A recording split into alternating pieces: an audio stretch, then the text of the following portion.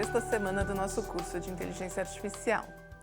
Nessa semana, a gente vai falar sobre representação de conhecimento usando lógica, que é algo que a gente já começou na semana passada. Então, na semana passada, a gente viu a ideia dos agentes lógicos, onde a gente queria representar conhecimento sobre um problema de maneira formal, e a gente estava usando a lógica proposicional para isso, para a gente poder fazer inferência, e a gente viu que essa é a ideia dos sistemas baseados em conhecimento. Então, sistemas onde o conhecimento sobre o problema está representado de uma maneira formal. E a gente viu como exemplo o mundo do Wumpus, onde a gente tem um monstro num labirinto e a gente tem algumas informações sobre o que acontece nos quadrados adjacentes. Então, em volta do monstro tem cheiro, em volta dos poços tem uma brisa. E aí a gente viu uma representação na lógica proposicional. Por exemplo, para dizer que o poço causa brisa no quadrado adjacente, a gente definia variáveis proposicionais, então a gente tem aqui variáveis proposicionais B11, P12, P21, e é importante lembrar que apesar de aparecerem esses números, na verdade eles são parte do nome da variável. A variável aqui podia chamar A, B, P, Q, o que fosse. A gente pôs os números para a gente lembrar a qual quadrado aquilo se refere. Mas o nome inteiro é um átomo. Então, isso daqui tudo é uma variável proposicional. Por que eu estou dizendo isso? Porque quando a gente vai falar de outros espaços, então aqui a gente está falando que se tem brisa no quadrado 1, 1, então é porque tem um poço em alguma das posições adjacentes. Mas eu tenho que fazer isso para cada um dos quadrados do meu tabuleiro. Então, eu vou ter que fazer a mesma coisa para o 2,1, listar quais são as posições adjacentes, para o 3,1 e assim por diante.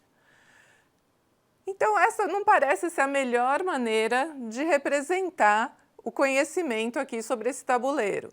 Aproveitando a ideia que a gente tem aqui, que a gente está falando de números, de posições, se a gente for para a lógica de primeira ordem, a gente pode pensar em parametrizar essas posições. Então, em vez de dizer B1, 2, e isso daqui ser um átomo, a gente está dizendo B vale na posição Y.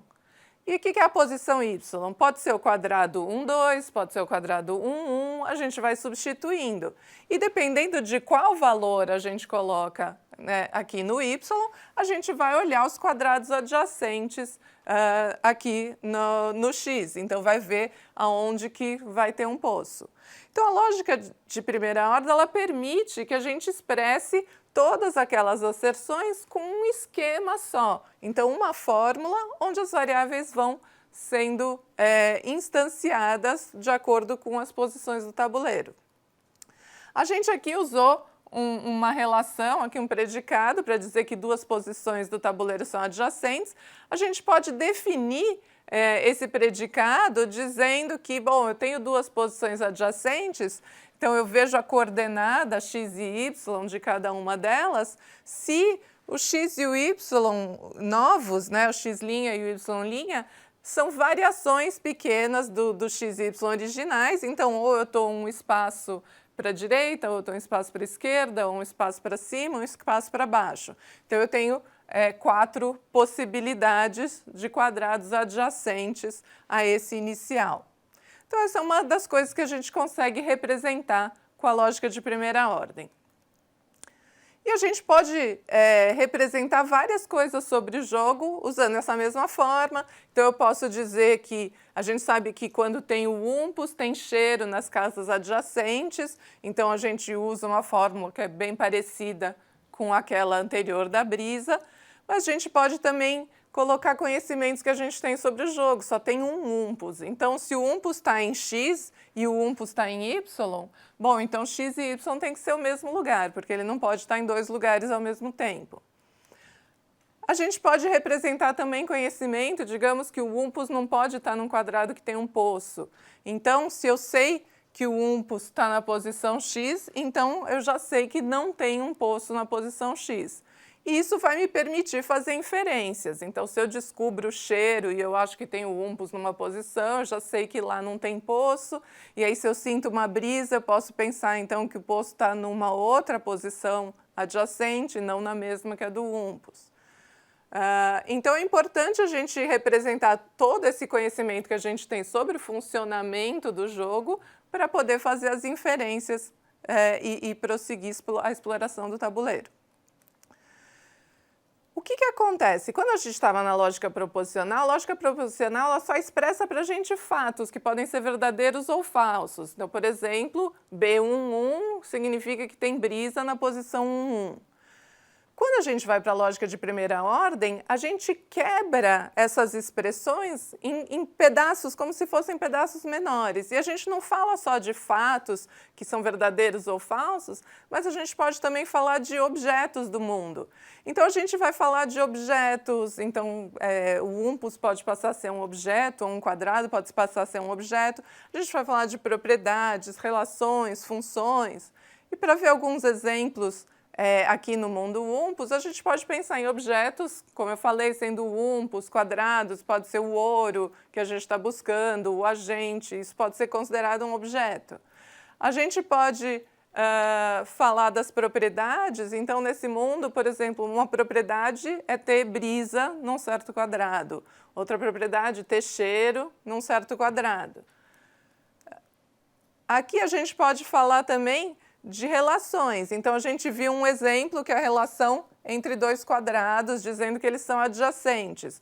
A gente também pode definir uma relação de estar localizado em. Então, eu dizer que o humpus está localizado numa certa posição, então num certo quadrado. É uma relação entre dois objetos, o humpus e um quadrado X do meu tabuleiro.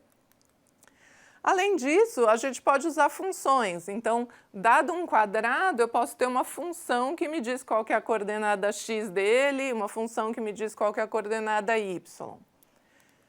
Então, se a gente voltar aqui à diferença da lógica proposicional para a lógica de primeira ordem, a gente aqui falava de coisas que eram verdadeiras ou falsas, e aqui a gente continua falando. Então, essas propriedades, essas relações, que são os predicados da linguagem, vão formar essas fórmulas atômicas que podem ser verdadeiras ou falsas. Mas a gente tem também os objetos e as funções, que eles denotam objetos no mundo. Então, quando eu falo o humpus não é verdadeiro ou falso. Quando eu falo coordenada x de um quadrado, a coordenada x não é verdadeira ou falsa, ela denota um elemento, nesse caso, um número.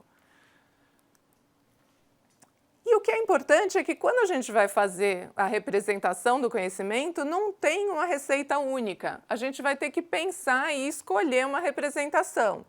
Então, a gente viu aqui, eu estava usando wx para dizer que o humpus estava num quadrado x.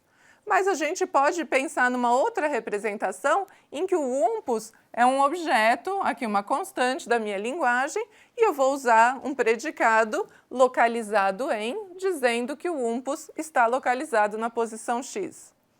A mesma coisa quando eu falo da relação de adjacência. Eu vou considerar que um quadrado é um objeto ou eu vou comparar diretamente as coordenadas dos dois quadrados? Então, eu vou ter aqui 2 parâmetros ou eu vou ter 4?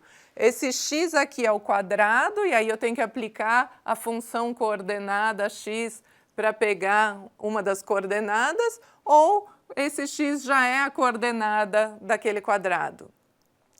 A mesma coisa aqui, quando eu falo que tem brisa na posição x, eu poderia ter um predicado, percebe, que é o que o agente percebe em cada localização.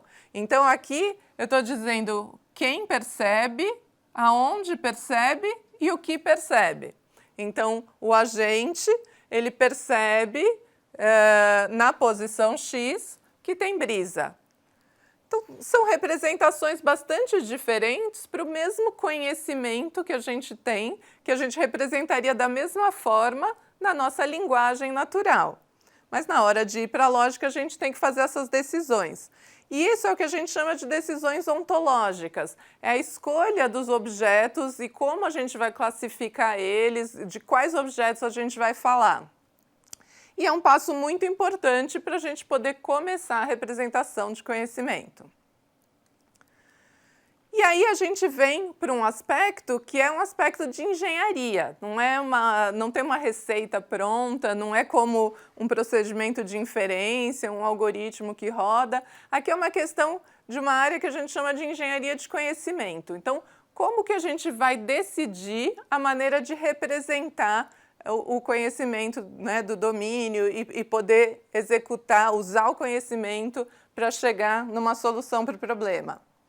Então, a gente tem 7 passos de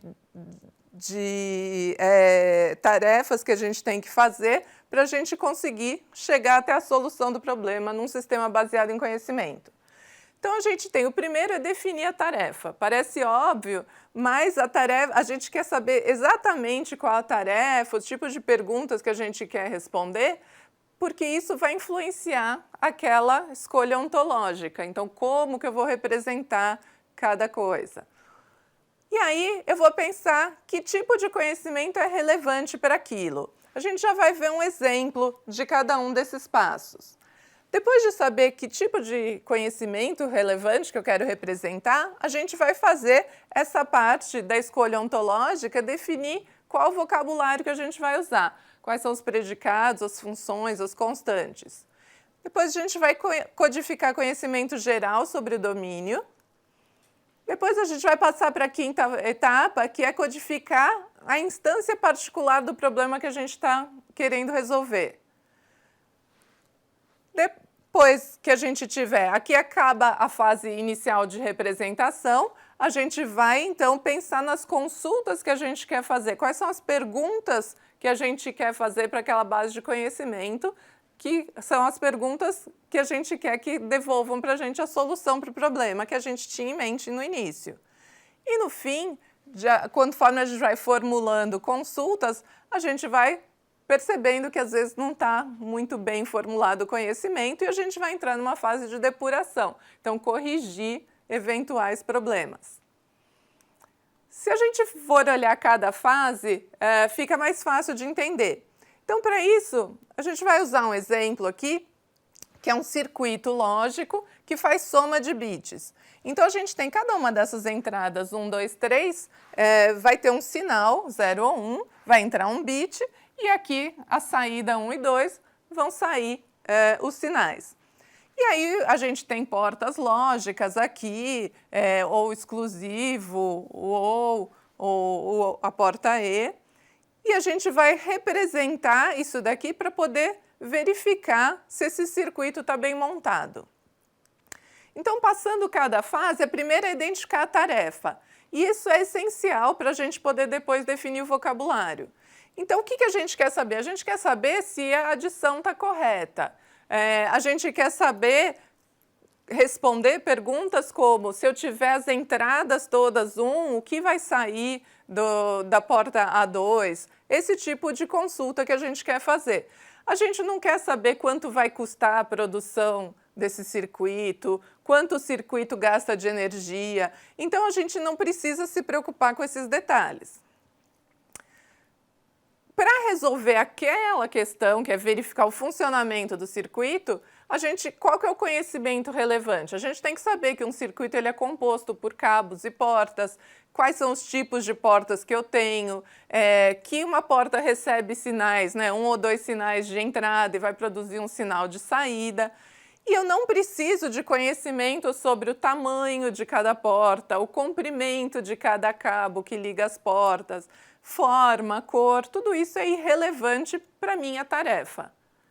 Então, agora que eu sei qual que é o conhecimento relevante, a gente já pode passar para a definição do vocabulário.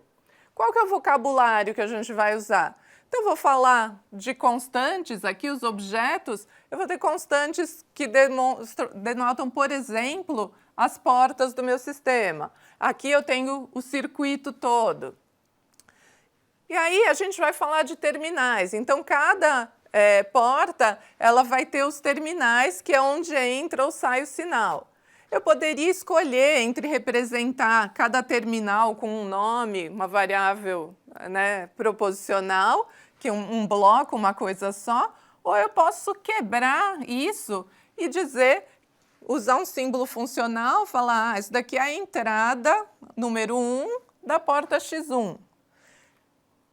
Com isso, eu posso definir quais são os terminais que estão conectados. Então, eu posso usar aqui um predicado, né, dizendo que 2 terminais estão conectados. Então, eu tenho que a saída 1 do X1 é a entrada 1 do X2. Então, eu vou saber que eu tenho o mesmo sinal nas duas. Eu vou precisar usar 2 constantes, 1 e 0, para poder falar dos sinais, e uma função que vai me dizer qual que é o sinal em um determinado terminal. Aí a gente tem, de novo, a questão das escolhas ontológicas. Quando eu vou falar do tipo de uma porta, eu posso falar que o X1 é uma porta do tipo ou exclusivo, de diversas formas. Eu posso usar uma função e uma constante, eu posso usar um predicado binário, eu posso usar um predicado unário, onde o próprio nome da porta é o predicado. Tem vantagens, cada uma tem suas vantagens e desvantagens. Uma vantagem de usar a função é que isso me garante, como é uma função, me garante que eu tenho uma resposta única. Então, que o tipo da porta vai ser único. Eu não posso ter que o tipo da porta X1 é o exclusivo e também é E. Não posso. Nas outras notações, eu teria que escrever isso explicitamente. Uma vez definido o vocabulário, a gente vai descrever o conhecimento geral. O conhecimento geral é o conhecimento sobre o mundo dos circuitos e não sobre aquele circuito específico. Então, eu vou falar coisas como se 2 terminais estão conectados, então eles têm o mesmo sinal. Se eu tenho qualquer terminal, ou ele tem o sinal 1 ou tem sinal 0, não tem outra possibilidade. A conexão é simétrica, então se o terminal 1, o T1 está conectado ao terminal T2, vale também o inverso.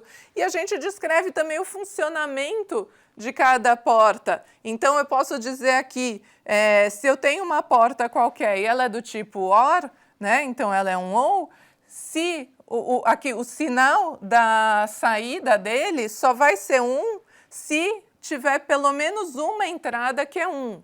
E notem que aqui eu estou usando o fato de ter essa notação para poder quantificar esse N. Então, se eu quiser depois criar uma porta OR que faça o OR de várias entradas, eu posso continuar usando essa regra.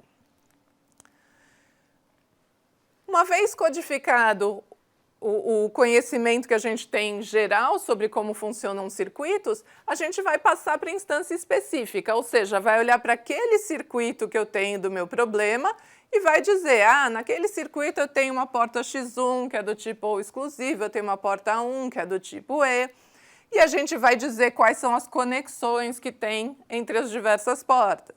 Os terminais, então, o que sai do X1 entra no X2, e também a saída do X1 vai para a entrada do A2, e a gente vai fazendo essas conexões. Então, aqui a gente está descrevendo aquele circuito e não um circuito abstrato.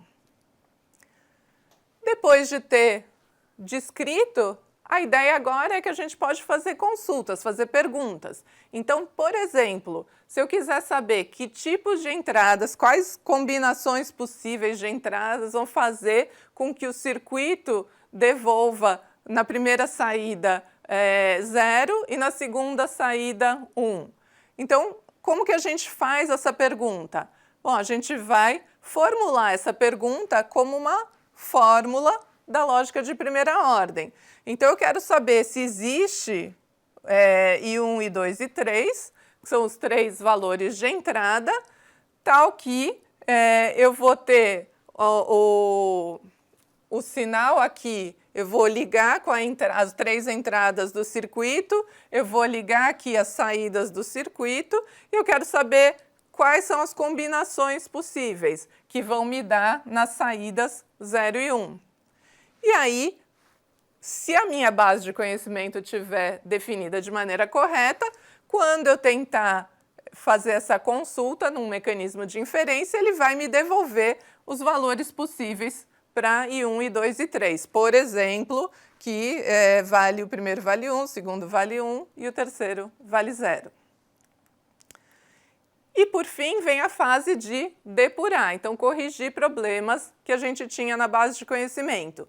Então, muito comum a gente esquecer que 1 e 0 aqui no problema são duas constantes. Então, o computador não sabe que 1 é diferente de 0. A gente vai ter que colocar isso explicitamente. E a ideia é a gente testar perguntas para as quais a gente já saiba a resposta primeiro, porque aí a gente vai poder ver se o sistema está devolvendo as respostas esperadas. Se não, a gente tem que voltar e verificar de novo em que passo que a gente cometeu um problema. Vai fazendo outras perguntas para tentar identificar aonde estava o problema. Então, essa é a ideia. Um exemplo de como a gente faz, então, a engenharia de conhecimento. Então, com isso, a gente descreve a base de conhecimento e a gente usa ela para, através da inferência lógica, responder as nossas perguntas. E a gente, na semana que vem, vai usar um pouco de lógica para voltar para os problemas de busca numa outra forma, para resolver problema de planejamento.